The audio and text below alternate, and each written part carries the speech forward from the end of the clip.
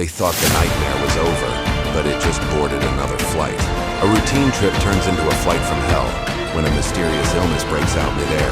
One passenger, infected, the rest trapped. Trust disappears, escape is impossible, and the infection evolves. At an airport in Los Angeles, flight attendants Jenny and Paula are getting ready for their next trip. Captain Forrest and his co-pilot Wilsey chat with them and they notice they won't have many passengers tonight because of the thunderstorms. Wilsey also takes some medicine because he isn't feeling well. Then the attendants meet tonight's passengers. George is a teenager who always flies alone and doesn't like to be smothered. Bev has come with her husband Dr. Kingston, whose Parkinson's doesn't allow him to move or speak. Army medic Shyla is nervous about flying while Louise is relaxing with her cat.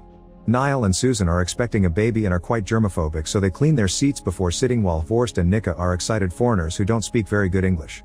Henry has brought a cage of hamsters, and when Ralph tries to help him put it in the storage bin, he gets bitten in the process.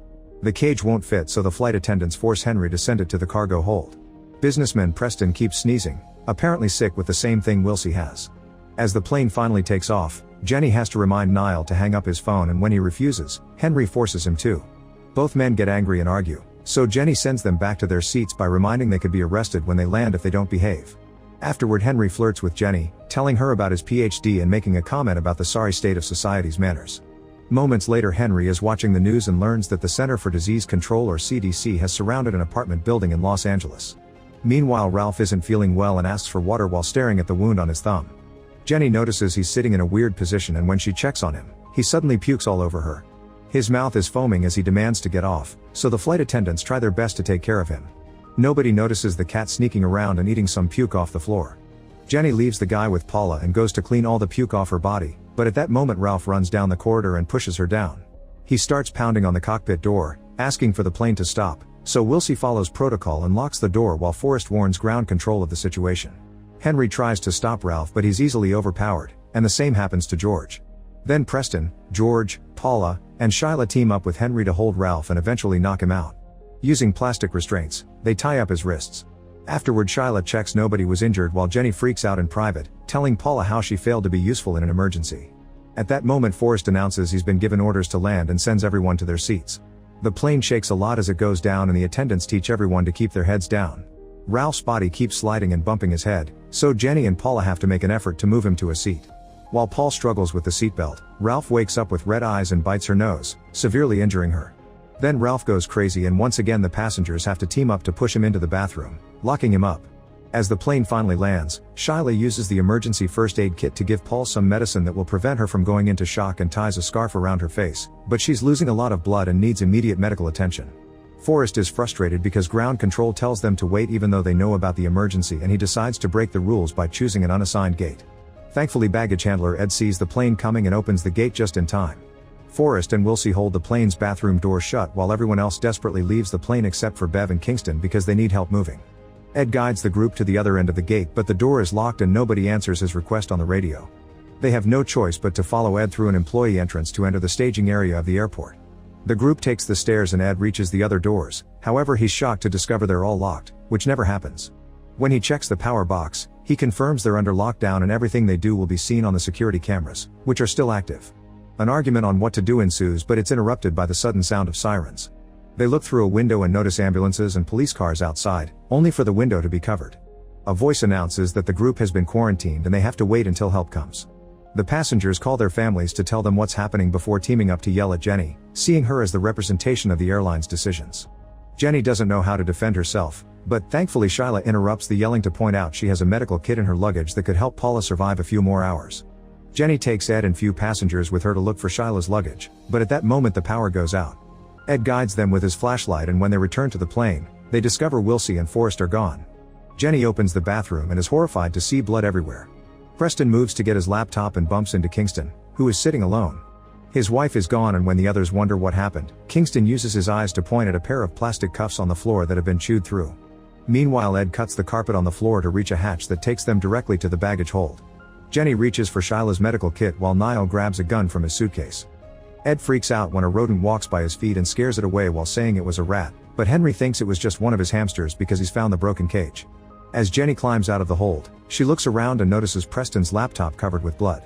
At the end of the corridor, Wilsey is running on his fours, growling and also covered in blood. Suddenly an infected Forrest appears behind Jenny and attacks her. The guys immediately come out to help but punches do nothing, so Niall shoots him to death as some of Forrest's blood falls on his face. Afterward the group runs off the plane and in the gate corridor they find Kingston thrown from his wheelchair and an unconscious Preston bitten on the back of the neck. Nearby Jenny finds Bev crying and begging for help, but she suddenly transforms and attacks as well. Fortunately Jenny outruns her and the guys push the door to lock her out. The group goes back to the others and Shyla does her best to take care of Paula. Susan cleans the blood off Niall's face yet they still share a kiss. Henry and Ed put furniture in front of the door to keep Bev out and Jenny looks around, finding drops of blood on the floor and worrying about where they came from. Finally snapping, Jenny tells everyone to shut up and takes over leadership since the captain is dead. Shyla explains this isn't any known disease and Jenny remembers the building on the news, which was also quarantined. Kingston notices a rat with very red eyes nearby but he can barely hum so he isn't hurt. The rat falls on his head and manages to bite him before George knocks it off. While the guys catch the rat in a bucket, Shyla takes care of the wound. Then the group agrees to lock George and Paula up in a crate in case they'll transform as well. Then Ed uses a glove to grab the rat and notices there's a tag on its leg, meaning it escaped from a lab. George says Henry brought it and lied about the hamsters because he's certain he saw long tails in the cage earlier. When Henry denies it, Jenny takes him aside to demand the truth and Henry swears he didn't, pointing out lab rats wouldn't have passed the security check. As they hug each other for comfort, suddenly Ralph comes out and jumps on Jenny while ignoring Henry's attempts to stop him. The others hear the screaming and rush to help, combining their strength to strangle Ralph with a hose. At that moment Ed gets a message on the radio saying that the CDC is finally there. The group gathers at the door but the 4 officers come in instead of letting them out. They hold the group at gunpoint while taking the rat and Niall's weapon, then they go to Paula and Kingston to give them injections. The group demands an explanation but the officers only say it's protocol. The officers then demand the others to also agree to an injection. Everyone is hesitant so Louise volunteers first, but before she can be injected her cat bites her neck and runs away. While an officer opens fire and misses every shot, Kingston finally transforms and jumps on the guy to bite him. The other officers shoot Kingston down and try to take their partner away, only to find the door locked. They shoot at it to force it open and run outside, so Forrest uses the chance to follow them out. The police open fire as soon as they see them and kill them all except for one agent, who only gets shot in the leg. The group drags the surviving agent inside before closing the door. At that moment they hear the roars of the infected people getting closer so they run to hide inside a container. Susan stops when she notices Niall foaming at the mouth, so the others have to drag her in as they explain he's infected as well. After closing the container, Shyla points out each injection had a different color, so everyone was getting a different thing and not just protocol. Henry reveals he picked up a gun and forces the officer to confess what he knows. It turns out he isn't with the CDC, he's actually with the CBDT or Chemical Biological Domestic Terrorism Organization, which works under Homeland Security. One of their units went to that apartment in LA a few hours ago but nobody came out. In the attic they found a bioterror laboratory created by a cult. They tried to develop a cure based on a survivor but it only made it worse, implying this group was going to be the next human trial. After confirming the rats carry the disease, the officer takes the gun from Henry and self-deletes.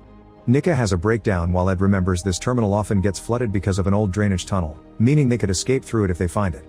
Suddenly Wilsey appears on an opening on top of the container and grabs Ed's hand, so Henry tries to shoot him only to discover he has no bullets.